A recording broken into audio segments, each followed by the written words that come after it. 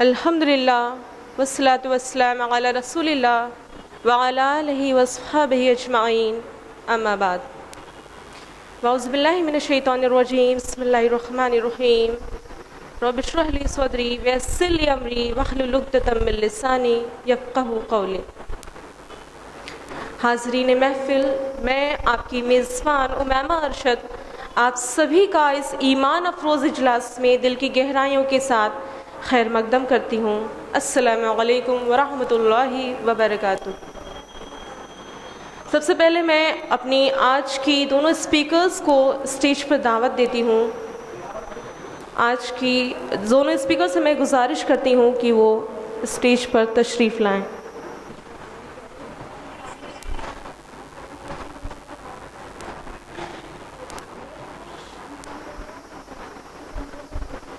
جزاک اللہ خیر۔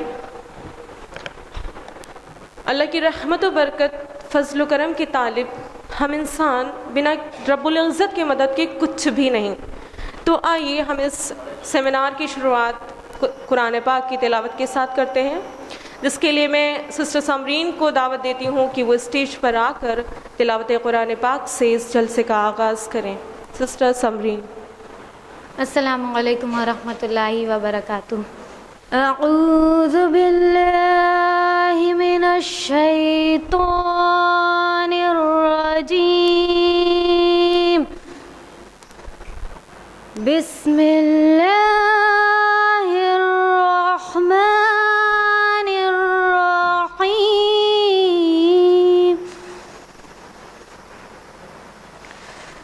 یا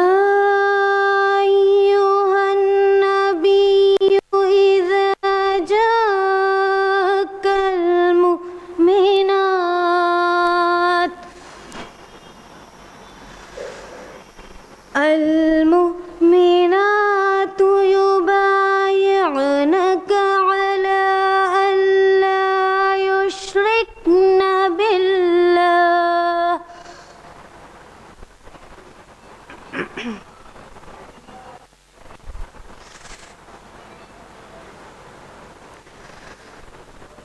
أن لا يشركن بالله شيئا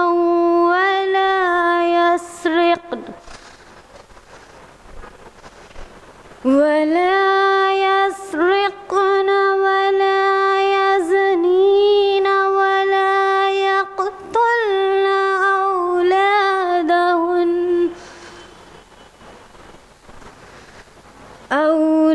أولادهن ولا يأتين ببهتان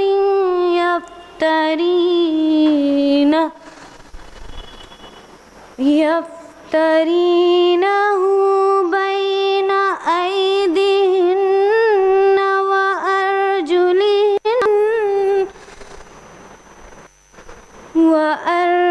وأرجلهن ولا يعصينك في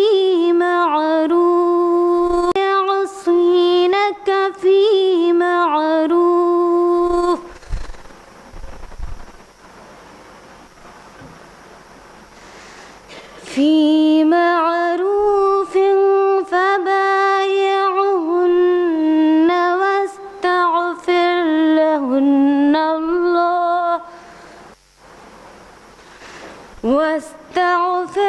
لهن الله إن الله غفور رحيم۔ صدق اللہ رب العالمین۔ جزاکم اللہ خیرہ، والسلام علیکم ورحمۃ اللہ وبرکاتہ۔ جزاک اللہ خیر سسٹر سمرین، ماشاء اللہ۔ اب میں انہی آیات کے اردو ترجمے کے لیے ہماری دینی بہن سسٹر اسما پروین کو دعوت دیتی ہوں کہ وہ اسٹیج پر تشریف لائیں۔ سسٹر اسما پروین۔ السلام علیکم ورحمۃ اللہ وبرکاتہ۔ ابھی قرآن کریم کی جو آیات آپ نے سماعت فرمائی وہ سورہ ممتحنہ سورہ نمبر 60 آیت نمبر 12 کی تھی۔ جس کا اردو ترجمہ ہے پناہ چاہتی ہوں میں اللہ تعالیٰ کی شیطان مردود سے، اللہ کے نام کے ساتھ جو بڑا مہربان نہایت رحم کرنے والا ہے۔ اللہ تعالیٰ فرماتا ہے، اے نبی صلی اللہ علیہ وسلم، جب تمہارے سامنے مومن عورتیں بیعت کرنے کے لیے آئیں اور اس بات کا عہد کریں کہ وہ اللہ تعالیٰ کے ساتھ کسی چیز کو شریک نہ کریں گی، چوری نہ کریں گی، زنا نہ کریں گی، اپنی اولاد کو قتل نہ کریں گی، اپنے ہاتھ پاؤں کے آگے کوئی بہتان گڑھ کر نہ لائیں گی، کسی امر معروف میں آپ کی نافرمانی نہ کریں گی، تو ان سے بیعت لے لو اور ان کے حق میں اللہ تعالیٰ سے دعائے مغفرت کرو۔ یقیناً اللہ تعالیٰ درگزر فرمانے والا اور رحم کرنے والا ہے۔ بے شک۔ جزاکم اللہ خیرہ، والسلام علیکم ورحمۃ اللہ وبرکاتہ۔ جزاک اللہ خیر سسٹر اسما پروین۔ جیسا کہ ہم دیکھ رہے ہیں کہ اللہ کی عنایتیں بے پایا ہے، کسی بھی طرح کسی حال میں ہم اللہ کا شکر ادا نہیں کر سکتے۔ اللہ نے اتنا بڑا موقع ہمیں پھر فراہم کیا اس 5th annual exhibition and conference کی شکل میں، الحمدللہ۔ اس جلسے میں تمام خطبات کو سننے کے لیے اساتذہ اور طلباء و طالبات کے علاوہ اہل ذوق و طلب خواتین و حضرات اور تمام لوگ، یعنی دوسرے شہروں سے بھی ہمارے مہمان گرامی بھی شامل ہوتے ہیں، الحمدللہ۔ تنظیم IRO نہ کہ صرف سالانہ طور پر کانفرنس بلکہ چھوٹے بڑے ہر سطح پر دین کی تبلیغ و فروغ میں جد و جہد کر رہی ہے، جس کا مقصد صرف اور صرف اللہ کی رضا اور دین کی فروغ اور اس کو پھیلانے میں اور غیر مسلمانوں کے درمیان تمام پھیلی غلط فہمیوں کو مٹانا ہے۔ اسی منصوبے کے تحت IRO درس قرآن، لیکچر، سیمینار، سمپوزیا وقتاً فوقتاً کراتی رہتی ہے، جیسا کہ بک فیئر میں اسلامک بک اسٹال کا لگانا اور ہمارے اسپیکرز کا دوسرے شہروں میں جا کر اسپیچز دینا۔ یہ تھا ہماری تنظیم IERO کا مختصر سا تعارف۔ اب ہم بڑھتے ہیں آج کے اس جلسے کے اہم مقصد کی جانب۔ آج کے اس جلسے کا موضوع ہے آزادی خواتین عہد رسالت میں۔ اس موضوع پر خطاب کرنے کے لیے ہمارے درمیان IRO کی جانب سے 2 مقررات تشریف فرما ہے۔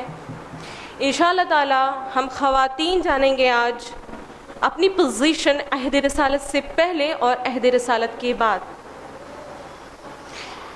آج کی ہماری سب سے پہلی مقررہ ہیں سسٹر صوبیہ شیخ۔ آپ IRO کی لیڈیز ونگ کے پریزیڈنٹ مسز اسما شمس کی شاگردہ اور IRO کی کور گروپ کے ممبر بھی ہیں۔ آپ کی اسکولنگ GHS سے ہوئی اور آپ نے پوسٹ گریجویشن کی تعلیم علی گڑھ مسلم یونیورسٹی سے مکمل کی۔ ماشاءاللہ آپ اپنی تعلیمات کو جاری رکھنے کے ساتھ ہی ساتھ حق کی تلاش اسے پھیلانے میں لگی ہوئی ہیں۔ اسی زیر مقصد آپ تقوی اسلام کے اسکول کی وائس پرنسپل کے عہدے پر فائز ہیں۔ اللہ سبحانہ و تعالیٰ آپ کو یوں ہی زیادہ فائز ہے، اللہ سبحانہ و تعالیٰ آپ کو یوں ہی زیادہ سے زیادہ مواقع فراہم کرتا رہے، آمین۔ اب میں سسٹر صوبیہ شیخ کو دعوت دیتی ہوں کہ وہ آ کر اپنی تقریر کا آغاز کریں۔ سسٹر صوبیہ شیخ۔ نحمده ونصلي على رسوله الكريم اما بعد اعوذ بالله من الشيطان الرجيم بسم الله الرحمن الرحيم ومن يعمل من الصالحات من ذكر او انثى وهو مؤمن فاولئك يدخلون الجنة ولا يظلمون نقيرا بسم الله الرحمن الرحيم رب اشرح لي صدري ويسر لي امري واحلل عقدة من لساني يفقهوا قولي۔ میں آپ سب کا تہہ دل سے خیر مقدم کرتی ہوں۔ السلام علیکم ورحمۃ اللہ وبرکاتہ۔ جیسا کہ آپ کے علم میں آ ہی چکا ہے کہ ہمارے آج کے سیمینار کا ٹاپک ہے آزادی خواتین عہد رسالت میں، اور میری گفتگو انشاءاللہ اس پہ مبنی ہوگی کہ اللہ کے رسول کے مبعوث ہونے سے پہلے یعنی عہد رسالت سے پہلے عورتوں کی کیا پوزیشن تھی، کیا مقام تھا، اور اللہ کے رسول کے آنے کے بعد اس پوزیشن میں، اس مقام میں کیا چینج آیا۔ تو سب سے پہلے ہم جانیں گے کہ کیا کنڈیشن تھی پہلے، اور پھر بعد میں کیا انقلاب آ گیا، کیا چینج آ گیا۔ ایکچولی عورت جو ہے وہ آدھی انسانیت ہے۔ مرد انسانیت کے ایک حصے کی ترجمانی کرتا ہے اور عورت انسانیت کے دوسرے حصے کی ترجمانی کرتی ہے۔ اگر عورت کو نظر انداز کر کے نوع انسانی کے لیے کوئی پروگرام بنایا جائے گا تو وہ ناقص ہوگا، ادھورا ہوگا۔ ہم کسی ایسی سوسائٹی کو امیجن بھی نہیں کر سکتے، تصور بھی نہیں کر سکتے جو تنہا مردوں پر مشتمل ہو اور جہاں عورتوں کی ضرورت ہی نہ ہو۔ مرد اور عورت ایک دوسرے کے یکساں محتاج ہیں۔ نہ عورت مرد سے مستغنی رہ سکتی ہے اور نہ مرد عورت سے بے نیاز۔ اللہ تعالیٰ نے مرد اور عورت کو الگ الگ صلاحیتوں کے ساتھ پیدا کیا، الگ الگ قوتوں کے ساتھ پیدا کیا۔ مرد اور عورت کے درمیان جو فرق ہے وہ ہر لیول پہ ہے، فزیکل لیول پہ، سائیکالوجیکل لیول پہ، مینٹل ایموشنل، ہر لیول پہ مرد عورت سے ڈفرینٹ ہے۔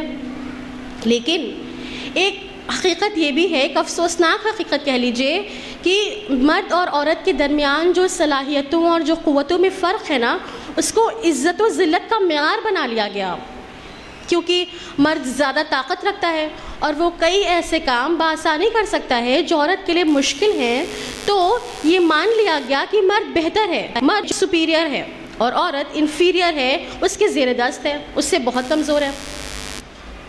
اور حالات یہاں تک پہنچ گئے کہ وہ ممالک جہاں جو آزادی کے علمبردار بنے ہوئے تھے، جہاں کی تہذیب و تمدن بہت مشہور تھا، جو اپنے عدل و انصاف کے لیے مشہور تھے، جہاں شب و روز انسانیت کا درس دیا جاتا تھا، انسانی حقوق کی باتیں ہوتی تھی، وہ سارے ممالک، وہ ساری تہذیب، ان میں بھی یہ بات پریولنٹ تھی کہ مرد بہتر ہے اور عورت کو وہاں ذلت اور حقارت کی نظر سے دیکھتے تھے۔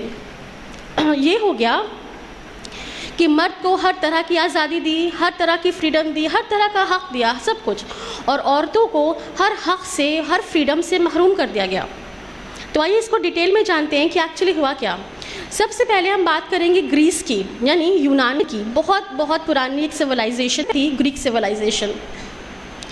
تو جو یہ یونان کے لوگ تھے، انہوں نے تہذیب و تمدن میں اور علوم و فنون میں بہت زیادہ ترقی حاصل کی تھی، اتنی زیادہ کہ کئی تہذیبیں ان سے متاثر ہوئی تھیں اور ان کی وجہ سے کئی نئے علوم وجود میں آئے تھے۔ لیکن اپنی اس آل راؤنڈ ڈیولپمنٹ کے باوجود گریس میں، یونان میں عورتوں کا مرتبہ بہت پست تھا۔ اس قوم میں، یونانیوں میں، ہر لحاظ سے، اخلاقی نظریہ ہو، حقوق کی بات ہو یا معاشرتی برتاؤ، وہ ہر طرح سے عورت کی پوزیشن بہت خراب تھی۔ یونانی لوگ کیا بلیو کیا کرتے تھے کہ جو ساری دنیا پہ مصیبتیں ہیں، جو بھی پرابلمز، بیماریاں، غم، افسوس، جو کچھ بھی دنیا میں نگیٹو چیزیں ہیں، اس کا ریزن ایک عورت ہے۔ ان کی میتھولوجی میں ایک سٹوری ہے، گریک میتھولوجی کی سٹوری ہے، ان کے ہاں ایک امیجنری کیریکٹر ہوتا ہے پینڈورا، اور وہ گریک کے لوگ یہ بلیو کرتے ہیں کہ پینڈورا کی وجہ سے دنیا میں بہت مصیبتیں آ گئیں، آفتیں آ گئیں، بیماری، درد، دکھ، تکلیف، سب کچھ پینڈورا کی وجہ سے ہوا۔ وہ لوگ کیا کہا کرتے ہیں کہ پینڈورا کے پاس ایک باکس تھا اور اس باکس میں یہ ساری درد، تکلیف، بیماریاں سب بند تھے اس باکس میں، اور پینڈورا کو منع کیا گیا تھا کہ وہ باکس نہ کھولے۔ لیکن پینڈورا ایک عورت تھی، اس نے بات کو نہیں مانا۔ پینڈورا نے کیا کیا، وہ باکس کھول دیا۔ جیسے ہی پینڈورا نے باکس کھولا تو یہ تمام نگیٹو چیزیں، تمام نگیٹو ایموشنز دنیا میں پھیل گئے، یعنی دنیا میں جو درد، بیماری، تکلیف، یہ سب ہے، یہ پینڈورا کی وجہ سے ہوا، ایک عورت کی وجہ سے ہوا۔ یہ ان کا کانسیپٹ تھا عورت کے لیے، بہت عجیب سا کانسیپٹ۔ اور اس کے بعد جو یونان کے لوگ تھے وہ نکاح کو بالکل ضروری نہیں سمجھتے تھے، ان کے ہاں بغیر نکاح کے بھی عورت مرد کا رشتہ بالکل جائز تھا اور اس کو کسی سے چھپانے کی ضرورت بھی نہیں تھی۔ کیا پوزیشن تھی عورت کی گریس میں، اس کا اندازہ اس بات سے لگا سکتے ہیں کہ ایک گریک اسکالر، ایک یونانی ادیب لکھتا ہے کہ عورت جو ہوتی ہے وہ مرد کے لیے صرف 2 موقعوں پر باعث مسرت ہوتی ہے، خوشی کا سبب ہوتی ہے۔ ایک کون سا موقع ہوتا ہے؟ شادی کا موقع، اور دوسرا کون سا موقع ہوتا ہے؟ اس عورت کی موت کا موقع۔ یعنی ہسبینڈ کے لیے وائف جو ہے وہ 2 وقت میں خوشی پرووائڈ کرتی ہے، ایک تو شادی کے دن اور ایک اپنی موت کے دن. یہ کانسیپٹ تھا ان کے ہاں عورتوں کا. ایک فیمس اسکالر ہے لیکئی، وہ اپنی کتاب میں لکھتے ہیں کہ یونان میں عورتوں کی پوزیشن بہت زیادہ خراب تھی اور ان کی پوری عمر جو ہے وہ غلامی میں بسر